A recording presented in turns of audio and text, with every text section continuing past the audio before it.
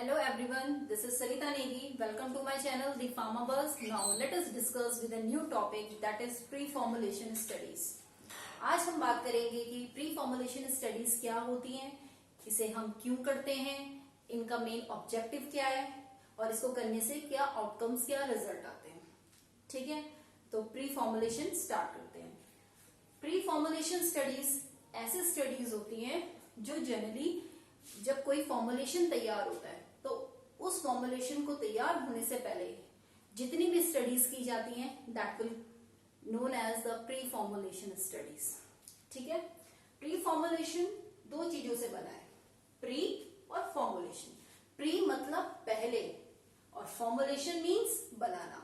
तो किसी suitable dosage form को तैयार होने से पहले जो स्टडीज की जाती है that will be pre formulation studies. Okay, generally जब फॉर्मुलेशन तैयार होता है तो वो जनरली हमारे एक एपीआई से बनता है, that is active pharmaceutical ingredient. ठीक है, तो जब एक्टिव फार्मास्यूटिकल इंग्रेडिएंट को हम एक्सिपिएंट ऐड करते हैं उस इंग्रेडिएंट के साथ या फिर कोई एडिटिव्स वगैरह ऐड करके, तो उनसे एक सुटेबल डोसेज फॉर्म तैयार हो जाता है. तो इस फॉर्मुलेशन के दौरान various testing, various studies, various clinical trials, different trials perform करते हैं. तो जब ये पूरी स्टडीज की हो जाती है तो तब एक हमारा डोसेज फॉर्म तैयार होता है, फिर ये फॉर्मुलेशन हमारे मार्केट में पहुंच जाता है. ठीक है, तो बात करते हैं प्री फॉर्मुलेशन. तो प्री फॉर्मुलेशन क्या है कि ये एक स्टेज होती है रिसर्च और डेवलपमेंट की. ठीक है, जिसमें हम उस ड्रग सब्सटेंस को जिसको फॉर्मुलेट कर रहे हैं तो उस ड्रग सब्सटेंस की फिजिकल, केमिकल और मैकेनिकल प्रॉपर्टीज की स्टडी करते हैं. ठीक है, तो इन तीनों प्रॉपर्टी को स्टडी करते हैं तो उनसे जो रिजल्ट आता है वो क्या आना चाहिए इनको स्टडी करने के टाइम में, दैट शुड बी इफेक्टिव होना चाहिए, सेफ होना चाहिए. ठीक है, अगर ये सारी प्रॉपर्टीज इफेक्टिव या सेफ होती है तो हमारा जो डोसेज फॉर्म तैयार होता है that should be a patient compliance होना चाहिए और एक फार्माकोलॉजिकल थेरेपेटिक एक्टिविटी को अच्छी तरह से प्रोड्यूस करता है. ठीक है, तो जनरली जो प्री फॉर्मुलेशंस होती हैं दीज आर हेल्पफुल. किस किस जगह में ये हेल्पफुल होती हैं, जैसे हम जब कोई फॉर्मुलेशन तैयार कर रहे हैं तो उस ड्रग का सिलेक्शन में बहुत ज्यादा हेल्पफुल होती है. ठीक है, उस ड्रग्स में हम किस तरीके के या कौन कौन से एक्सिपिएंट डालें, ठीक है, जिससे वो फॉर्मुलेट हो जाए. ठीक है, और उसकी पैकेजिंग मटेरियल क्या होनी चाहिए, उसकी कैसी मैन्युफैक्चरिंग प्रोसेस कर रहे हैं. जैसे हम टैबलेट को बनाना है तो उसमें हमारा granulation method is one of the most important method होता है इसमें. तो ग्रेनुलेशन भी हमारे दो टाइप के होते हैं, ड्राई ग्रेनुलेशन होता है और वेट ग्रेनुलेशन होता है. वैसे भी हमें सिलेक्शन करना है मैन्युफैक्चरिंग प्रोसेस की, किस तरह से हमें इसको मैन्युफैक्चर करना है. ठीक है, कौन कौन से सुटेबल एनालिटिकल मेथड्स हैं. ठीक है, पैकेजिंग मटेरियल है और उसकी स्टोरेज कंडीशन कैसी होनी चाहिए एंड फाइनली उसकी स्टेबिलिटी टेस्टिंग. ठीक है, तो ये सारे जितने भी फैक्टर है तो pre formulation studies are helpful for all of these factors. Okay, तो मेन ऑब्जेक्टिव क्या हुआ हमारा प्री फॉर्मुलेशन का. तो प्री फॉर्मुलेशन का मेन ऑब्जेक्टिव ये है कि ये जो फॉर्मुलेटर है जो फॉर्मुलेशन को तैयार कर रहा है वो क्या करते हैं, ये प्री फॉर्मुलेशन स्टडीज ऐसी इंफॉर्मेशन प्रोवाइड करती है फॉर्मुलेटर को कि हमारा जो फॉर्मुलेशन तैयार हुआ that will be effective, safe and suitable तैयार हो. ठीक है, इसका गोल क्या हो सकते हैं प्री फॉर्मुलेशन की कि जो हमारी प्रिपेयर्ड फॉर्मुलेशन है, ठीक है, इस प्रिपेयर्ड फॉर्मुलेशन से हम क्या उसकी काइनेटिक प्रोफाइल को चेक कर सकते हैं. ठीक है, उस ड्रग सब्सटेंस की जो उस फॉर्मुलेशन में तैयार है, प्रेजेंट है, तो उसकी हमें काइनेटिक प्रोफाइल को चेक करना है. ठीक है, काइनेटिक प्रोफाइल के अंदर आते हैं हमारे ADME parameter, that is absorption, distribution, metabolism और एक्सक्रीशन. तो उस सिंगल करके हमने इन पैरामीटर्स को स्टडी करना है. ठीक है, ये भी हमारी प्री फॉर्मुलेशन आती है. और प्री फॉर्मुलेशन स्टडी का मेन आउटकम रिजल्ट ये भी है कि जो एक्सिपिएंट हम ऐड कर रहे हैं फॉर्मुलेशन में, ठीक है, तो वो आइदर वो कंपेटेबल है हमारे एपीआई के साथ या नहीं है. ठीक है, इससे इस स्टडी से हमारा ये सब डिटरमाइन हो जाता है। ठीक है, तो अब बात करते हैं कि physical properties, it one of the properties, ठीक है, जो हमारी प्री फॉर्मुलेशन स्टडीज के अंदर आती हैं। तो फिजिकल प्रॉपर्टी में सबसे पहले ड्रग सब्सटेंस की फिजिकल फॉर्म कैसी होनी चाहिए। हम जानते हैं कोई भी अगर हम डोसेज फॉर्म तैयार करते हैं वो 3 फॉर्म में एग्जिस्ट करता है, आइदर वो सॉलिड हो सकता है, लिक्विड हो सकता है या फिर गैस हो सकता है।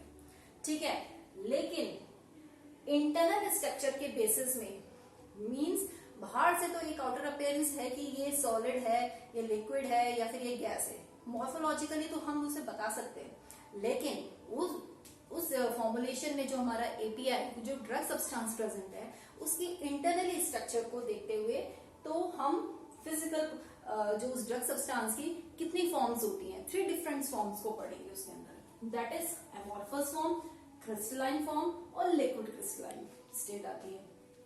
ठीक है, तो एमॉर्फस फॉर्म क्या होती है, किसी भी ड्रग सब्सटेंस की जो एमॉर्फस फॉर्म क्या होती है, इसमें हम जो एटम्स या फिर आयंस या मॉलिक्यूल्स, इनमें जो अरेंजमेंट होता है इस फॉर्म में, वो उनकी इनडेफिनेट होता है, मींस उनकी जो सिमेट्री होती है अनसिमेट्रिकल सिमेट्री होती है।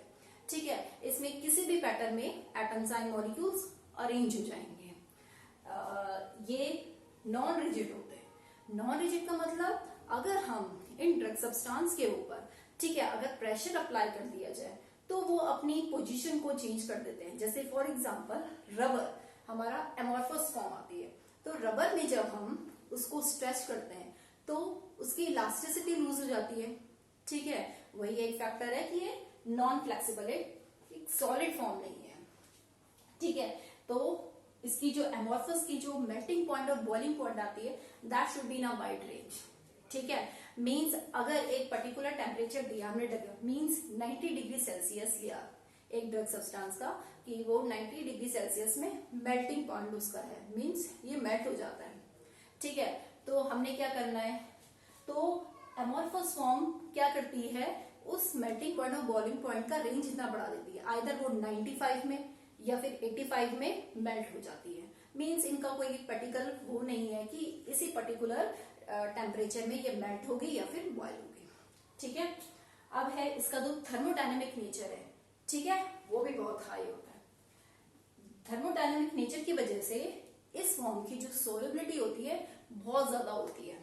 तो सोलिबिलिटी एनहांस होने से क्या होता है कि डिसोल्यूशन रेट इंक्रीज हो जाता है और फाइनली हायर एब्जॉर्प्शन होता है। ठीक है, लेकिन ये जो फॉर्म होती है लेस स्टेबल होती है। ओके, बात करेंगे क्रिस्टलाइन की, क्रिस्टलाइन फॉर्म की, तो इसमें एक डेफिनेट ज्योमेट्री होती है, मींस जो हमारे एटम्स, आयन और मॉलिक्यूल्स प्रेजेंट हैं ड्रग सब्सटेंस की, उनकी एक पर्टिकुलर अरेंजमेंट होगा, एक डेफिनेट सिमेट्री होगी। ठीक है, जैसे कि ये होते हैं रिजिड, जैसे फॉर एग्जांपल हमने ब्रिक का एग्जाम्पल लिया, एक सॉलिड है, ठीक है, उसमें प्रेशर अप्लाई करने से भी कोई इफेक्ट नहीं पड़ा, उसके इंटरनल स्ट्रक्चर में कोई इफेक्ट नहीं पड़ा। ठीक है, तो ये है रिजिड होते हैं। ठीक है, फ्लेक्सिबल नहीं होते हैं।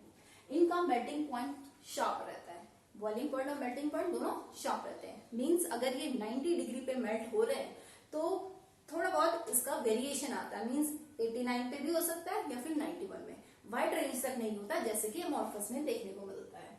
अब है ये थर्मोडायनेमिकली लेस स्टेबल होते हैं। ठीक है, तो जिसकी वजह से इनकी जो सॉलिबिलिटी होती है बहुत कम होती है और फाइनली इसका डिसोल्यूशन और एब्जॉर्प्शन रेट भी बहुत कम होता है और ये मोर स्टेबल फॉर्म होती है as compared to the amorphous form. बात करते हैं थर्ड स्टेट आती है हमारी liquid crystalline state. Liquid crystalline state क्या होती है, एक इंटरमीडिएट स्टेट होती है बिटवीन सॉलिड और गैस। ठीक है, तो जैसे हमने क्या किया, ये सॉलिड लिया, सॉलिड को जब आप हीट करते हैं तो मेल्ट होके वो लिक्विड की फॉर्म में आ जाता है। ठीक है, तो इस प्रोसेस के टाइम में कुछ कुछ जो पार्टिकल्स होते हैं सॉल्यूट के, सॉलिड के पार्टिकल, वो तो मेल्ट हो जाते हैं, लेकिन कुछ पार्टिकल ऐसे होते हैं वो टर्बिडिटी फॉर्म कर देते हैं सॉल्यूशन में, मींस वो टोटली मेल्ट होके लिक्विड फॉर्म नहीं करते, मींस एक इंटरमीडिएट स्टेट बना देते हैं, और या फिर हम उसे सेमी सॉलिड भी बोल सकते हैं। तो वो जो स्टेट आती है, ठीक है, वो स्टेट आती है that will be a liquid crystalline state. ये इंटरमीडिएट स्टेज होती है, ठीक है। और फर्दर जब ये लिक्विड क्रिस्टलाइन स्टेज को हम हीट करते हैं तो वो हमें एक लिक्विड फॉर्म हो जाता है, ठीक है। अब बात करेंगे क्रिस्टल हैबिट की। क्रिस्टल हैबिट मीन्स जो हम ये फॉर्म्स है, डिफरेंट डिफरेंट फॉर्म्स हैं, ठीक है, जो क्रिस्टल्स है। तो इसकी आउटर अपीयरेंस, हैबिट मीन्स इसकी आउटर अपीयरेंस, ये दिखने में कैसा है, ठीक है। ये अलग अलग शेप्स के होते हैं, ठीक है, जो क्रिस्टल्स हैबिट होते हैं। एक टैबुलर होते हैं, प्लेटी, प्रिज्मेटिक, एसिकुलर एंड ब्लेडेड। ये 3 अलग 5 डिफरेंट फॉर्म्स होती हैं जो हमारी क्रिस्टल हैबिट में आती है, ठीक है। Okay, thank you everyone, have a nice day.